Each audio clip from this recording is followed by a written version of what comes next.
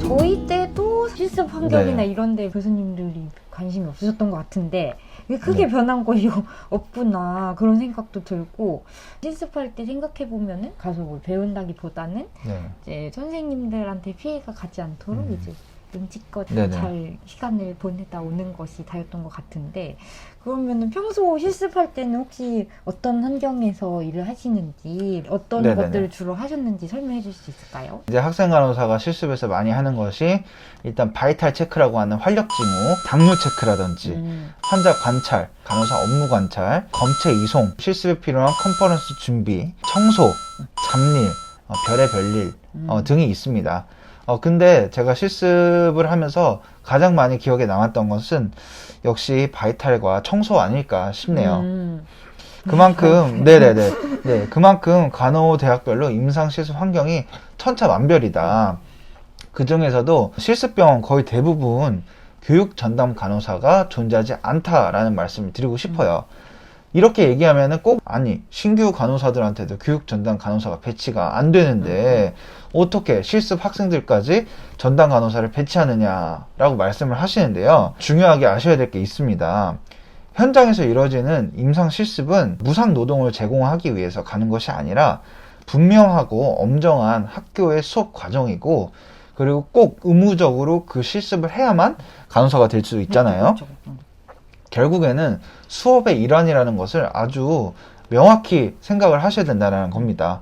예, 그런데도 불구하고 실제적인 실습 수업은 바이탈 머신이라고 하는 주구장창 바이탈만 하고 주구장창 병동 보조 업무만 하는 게 지금 주된 현실이라고 말씀드리는 겁니다. 그렇군요. 간호대학 정원이 늘어나게 되면서 그쵸. 그러니까 실습을 할 수 있는 병원이 아닌데 실습을 나가야 되고 뭐 그런 사례도 있다고 네. 하고요. 아무래도 실습의 질이 떨어지는 것도 사실인 것 같기는 해요. 네네.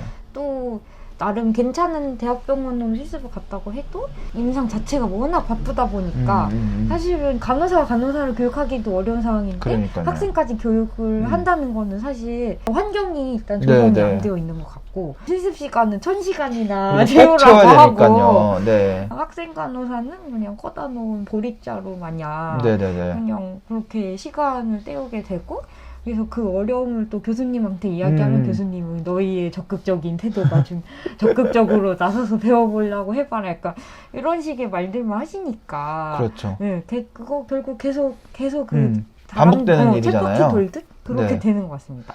네, 그렇기 때문에 적극적으로 배우고 혹은 능동적으로 병원 환경에서 트레이닝을 할 수가 없다는 점을 좀 말씀드리고 싶어요. 질적인 교육이 전혀 이루어지지 않고 있다라는 말씀을 드리고 싶습니다.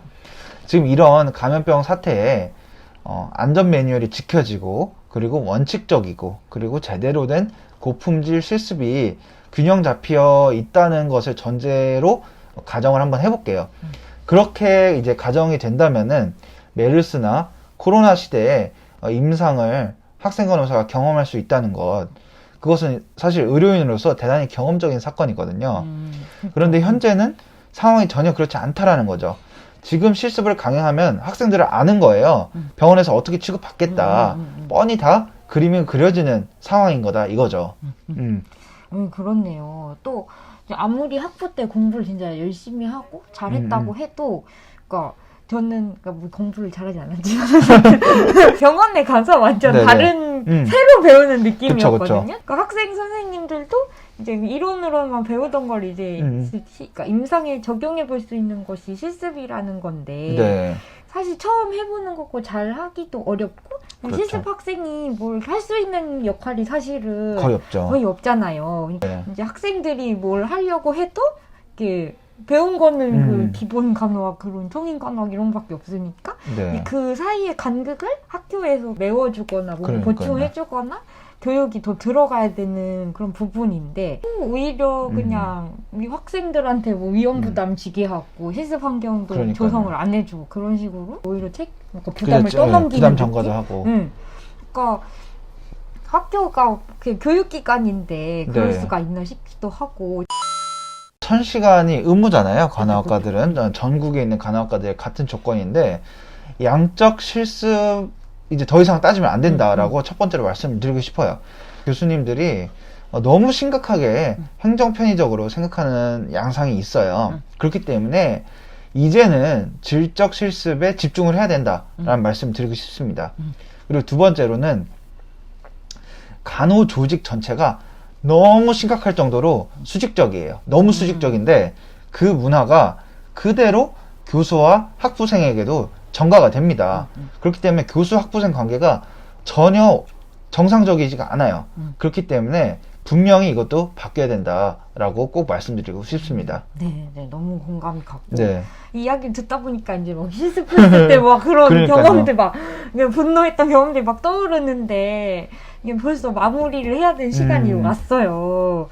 그래가지고 너무 아쉽고 혹시 오늘 촬영은 어떠셨나요? 간호사의 이야기는 굉장히 많이 집중을 하지만 또 간호학과 이야기는 사실 간호사의 이야기보다는 조금 집중도가 떨어지는 부분이 있잖아요. 그래서 좋은 기회가 있어서 이렇게 학생 간호사를 대변할 수 있어서 너무 좋았고요. 다음에도 기회가 있다면은 꼭 자리에 참여를 해서 학생 간호사들의 이야기를 들려주고 싶습니다. 네, 저희 너무 환영이고요. 이런 완벽한 답변 너무 감사합니다. 그래서 여러분 오늘 네. 영상도 마음에 드셨다면 좋아요, 구독, 댓글, 알림 설정까지 잊지 말아주시고요. 오늘 또 좋은 밤 보내시고 다음에 또 만나요. 안녕.